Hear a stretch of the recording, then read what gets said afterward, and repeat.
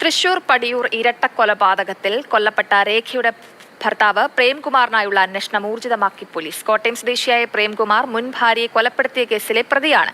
ഇന്നലെയാണ് പടിയൂർ സ്വദേശികളായ മണി, മകൾ രേഖ എന്നിവരെ വീട്ടിൽ കൊല്ലപ്പെട്ട നിലയിൽ കണ്ടെത്തിയത്. കൂടുതൽ വിവരങ്ങളുമായി ലിഷോയ് ചേരുന്നുണ്ട്. ലിഷോയ്, നമ്മളെയൊക്കെ നടുക്കുന്ന കൊലപാതക വാർത്തയാണ് പുറത്തു വന്നത്. ഇപ്പോൾ ഈ ഭർത്താവിനെ കേന്ദ്രീകരിച്ചാണോ അന്വേഷണം നടക്കുന്നത്? എന്താണ് പുതിയ വിവരം?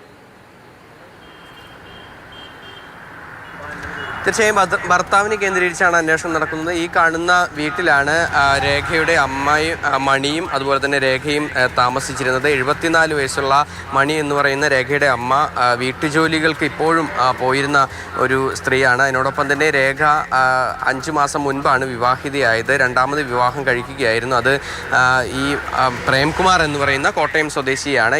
ഇയാളാണ് ഈ കൊലപാതകം നടത്തിയത് എന്ന ഒരു നിഗമനത്തിലാണ് പോലീസ് ഉള്ളത്. ഇയാളെ കേന്ദ്രീകരിച്ചുള്ള അന്വേഷണം പുരോഗമിക്കുകയാണ്. കാരണം ഈ വ്യക്തി 2019 സ്വന്തം ആദ്യ ഭാര്യയെ കൊലപ്പെടുത്തിയ കേസിലെ പ്രതിയാണ്. അതിൽ ജാമ്യത്തിൽ ഇറങ്ങിയ ശേഷമാണ് ഈ കൃത്യം നടത്തിയിരിക്കുന്നത്. കൂടാതെ മൃതദേഹത്തിൽ നിന്നും ഇത്തരത്തിലൊരു കത്തും ലഭിച്ചിട്ടുണ്ട്. അതായത് ഇവർ മരിക്കേണ്ടവരാണ്, ഇവർ വിവാഹ തട്ടിപ്പുകാരാണ് രേഖ എന്നുൾപ്പെടെയുള്ള കാര്യങ്ങൾ ചൂണ്ടിക്കാണിച്ചുകൊണ്ടുള്ള ഒരു കത്തും ലഭിച്ചിട്ടുണ്ട്. നമ്മളോടൊപ്പം ഈ പ്രദേശവാസികളുണ്ട്.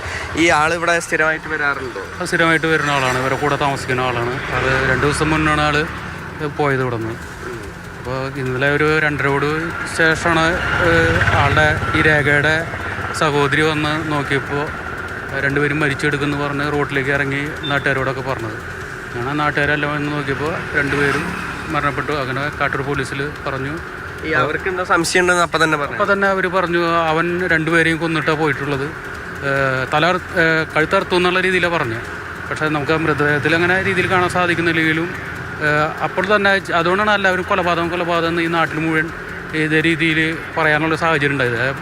ആ സഹോദരി പുറത്ത് നിന്നിട്ട് നിലവിളിച്ചുകൊണ്ട് അവൻ 2 പേരെയും കൊന്നുപോയി എന്ന രീതിയിൽ പറഞ്ഞപ്പോഴാണ് അങ്ങനെ കാട്ടൂർ പോലീസ് വന്ന് നടപടികളൊക്കെ സ്വീകരിച്ച് പോസ്റ്റ്മോർട്ടത്തിന് 2 പേരും ഒരു വൈകിട്ടോടുകൂടി കൊണ്ടുപോയിട്ടുണ്ട്.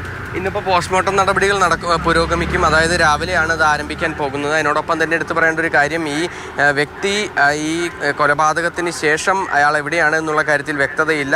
ഇയാൾക്ക് വേണ്ടി ലുക്കൌട്ട് നോട്ടീസ് പോലീസ് പുറപ്പെടുവിച്ചിട്ടുണ്ട്. ഇരിങ്ങാലക്കുട DYSPയും അതിനോടൊപ്പം തന്നെ കാട്ടൂർ CI അതുപോലെ തന്നെ റൂറൽ SP എന്നീ 3 പേർക്ക് ഇയാളെക്കുറിച്ച് എന്തെങ്കിലും വിവരം ലഭിക്കുകയാണെങ്കിൽ അറിയിപ്പ് നൽകണം എന്നുള്ള ഒരു കാര്യമാണ് നിലവിൽ അറിയിച്ചിരിക്കുന്നത്. എന്തായാലും വലിയ ഒരു ഞെട്ടലാണ് ഈ നാടിനാകെ ഉണ്ടായിരിക്കുന്നത്. കാരണം ഇവിടുത്തെ ഒരു അമ്മ മണി എന്ന് പറയുന്ന ആ വയോധിക, ഇവർക്ക് എല്ലാവർക്കും തന്നെ അറിയാവുന്നതാണ്. എന്തായാലും പോലീസ് അന്വേഷണം ഊർജിതമാക്കിയിട്ടുണ്ട്.